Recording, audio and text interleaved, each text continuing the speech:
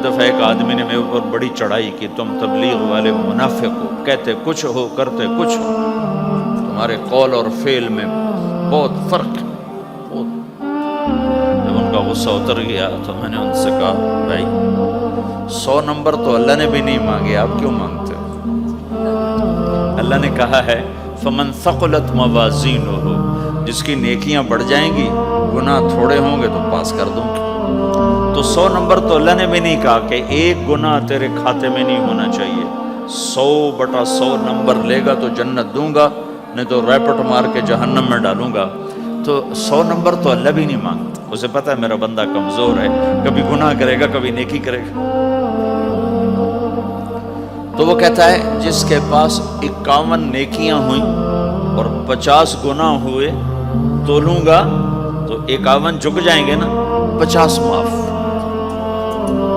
مثال دے رہا ہوں، ہمارے علاقے میں ایک ذمہ دار تھے، وہ ذکر بھی بہت کرتے تھے، گالیاں بھی بہت دیتے تھے، ادھر سبحان اللہ تیرے فلانے، الحمدللہ کے ساتھ ایک پھکڑ تولتے تھے، ساری زندگی وہ ایسا ہی کرتے رہے۔ جب وہ فوت ہو گئے تو کسی نے ان کو دیکھا تو انہوں نے پوچھا کہ میاں صاحب آپ کے ساتھ کیا ہوا، آپ تو گالیاں بہت دیتے تھے۔ خود انہوں نے یہ پوچھ رہے آپ تو گالیاں بہت دیتے تھے تو آپ کے ساتھ کیا ہوا؟ کہ اللہ تعالیٰ نے میرے ذکر اور میری گالیوں کو تولا تو میرا ذکر بڑھ گیا تو میری بخشش ہو گئی۔ اللہ نے بھی کاؤنٹنگ رکھی ہے، پرفیکشن مانگی ہی نہیں۔ اگر اللہ پرفیکشن مانگتا تو پھر آپ کہتے تم کرتے کچھ ہو کہتے کچھ ہو۔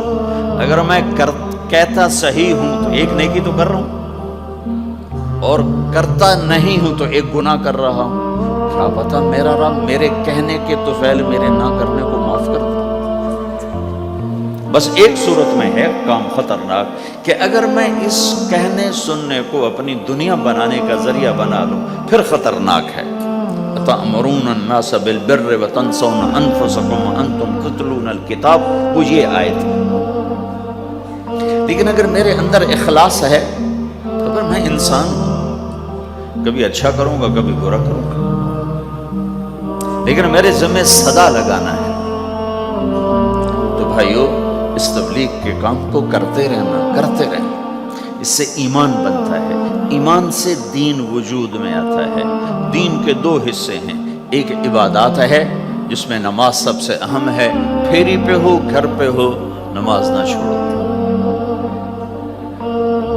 رمضان کے روزے ہیں، اللہ پھر رزق زیادہ دے دے، حج کرو زکوٰۃ دو، لیکن عبادات بڑی محدود ہیں اور اس میں کثرت اللہ نے مطالبہ بھی نہیں کیا، بلکہ اللہ تعالیٰ نے اس میں اعتدال ہی کو پسند فرمایا ہے۔ اللہ تعالیٰ نے ہمارے نبی لمبی نمازیں پڑھتے تھے تو اللہ تعالیٰ نے روک دیا، ما انزلنا علیک القرآن لتشقی، میرے نبی میں نے تمہیں قرآن اس لیے نہیں دیا کہ تو لمبی نمازیں پڑھ کے تھکتا رہے، درمیانہ چل۔ اللہ کے نبی نے تبلیغ میں زیادہ زور دکھایا تو اللہ نے اس پر بھی کہا فلا تذهب نفسك عليهم حسرات، اتنا غم نہ کیا کر کے تو خود ہی ہلاک ہو جائے، مت نہیں، ایسا نہ کر۔ تو عبادات محدود ہیں اور اس میں اعتدال مطلوب ہے۔ سارا دن مصلی پہ بیٹھنا یہ اللہ نہیں دیکھنا چاہتا، اللہ یہ دیکھنا چاہتا ہے کہ تو باہر جاتا کہ میں دیکھوں کہ اب تو کیا کرتا ہے۔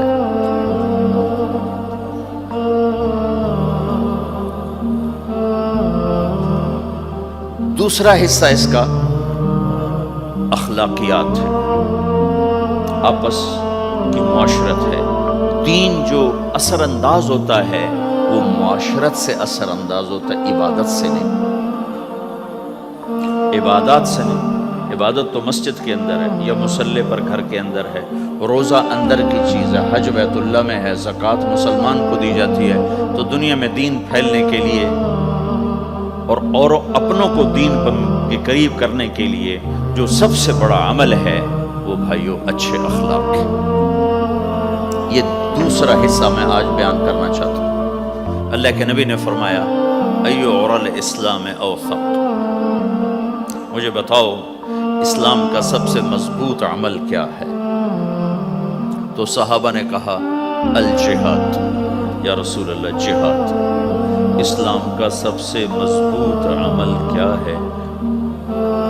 صحابہ نے کہا جہاد، تو آپ نے کہا وحسن وما هو به، ہاں جہاد بہت اچھا عمل ہے لیکن سب سے بڑا عمل نہیں ہے، سب سے مضبوط عمل نہیں ہے۔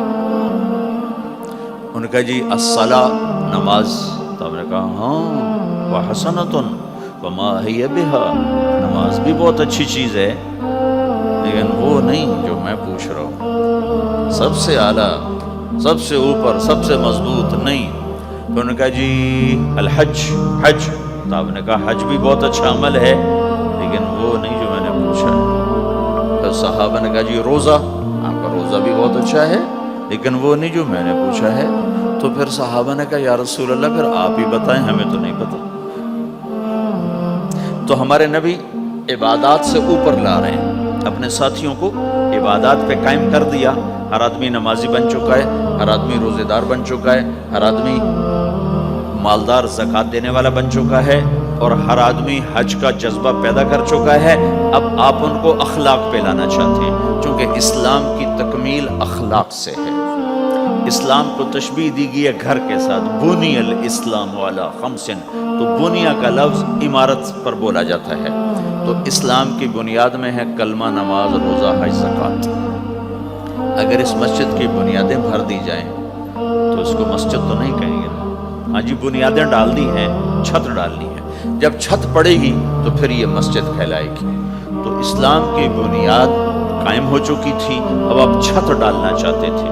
چھت کیا ہے؟ وہ اچھے اخلاق ہیں، تو اب آپ ان کو اوپر لا رہے ہیں، اوپر لا رہے ہیں۔ تو آپ نے جب پوچھا تو انہوں نے وہی کہا جو انہوں نے ابھی سیکھا تھا، نماز، روزہ، جہاد، حج، لیکن آپ نے سب کی نفی کر دی، نہیں یہ بھی نہیں، یہ بھی نہیں، یہ بھی نہیں، یہ بھی نہیں۔ اچھا یا رسول اللہ آپ بتائیں، تو آپ نے فرمایا ان اوثق عرى الاسلام الحب للہ والبغض للہ، اسلام کا سب سے مضبوط عمل وہ آپس میں اللہ کے لیے محبت کرنا ہے۔ اسلام کا سب سے مضبوط عمل وہ آپس میں اللہ کے لیے محبت کرنا ہے۔ اسلام کا سب سے مضبوط عمل وہ محبت ہے، اللہ کے لیے بغض ہے، اللہ کے لیے محبت ہے، یہ اسلام کا سب سے مضبوط عمل ہے۔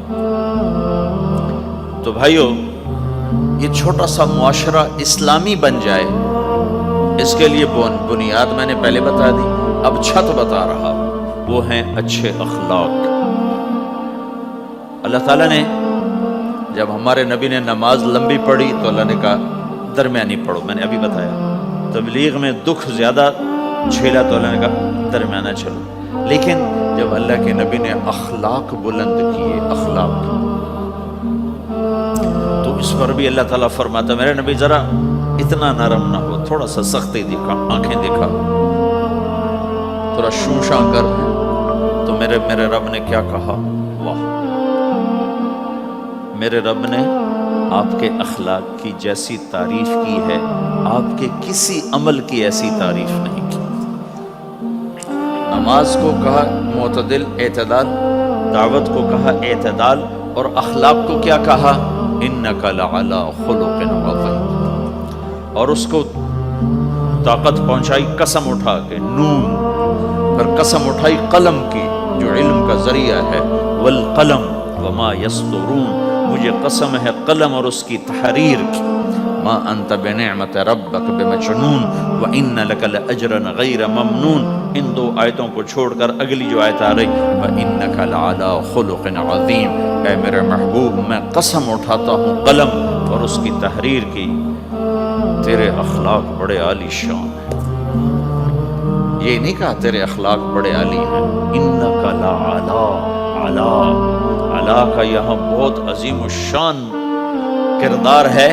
علا یہ بتا رہا ہے کہ اے میرے نبی، جتنے اخلاق تصور کیے جا سکتے ہیں وہ سب تیرے تابع ہو چکے ہیں، اور تو ان پہ سوار ہو چکا ہے، تو ان پہ چھا چکا۔ علا چھا جانے کے لیے ہوتا ہے کہ تمام اخلاق تیرے غلام ہو چکے ہیں۔ ایک دفعہ آپ نے فرمایا اچھے اخلاق 360 قسم ہیں، 360 قسم، 360 صفات کا مجموعہ اچھے اخلاق. کوئی ایک صفت کسی کو مل گئی تو جنت میں چلا جائے گا.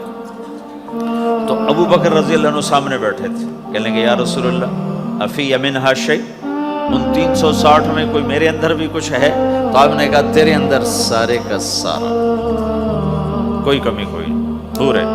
یہ آپ نے اور کسی کو نہیں کہا, صرف آپ نے یہ ابو بکر سے فرمایا کہ ابو بکر تیرے اندر پورے اخلاق 360.